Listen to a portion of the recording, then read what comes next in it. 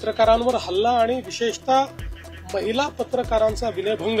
शेवटी पत्रकार असतील किंवा विशेषतः महिला पत्रकार आपलं काम करत असतात, त्या ठिकाणी रिपोर्टिंग करत असतात, किंबहुना लोकशाहीमध्ये तुमची भावनाच पोचवण्याचा प्रयत्न करत असतात। अशा वेळी त्यांच्यावर असा हल्ला होणं हे बिलकुल महाराष्ट्राच्या एकूण संस्कृतीला शोभणारं नाही। मला असं वाटतं की हे अतिशय चुकीचं आहे।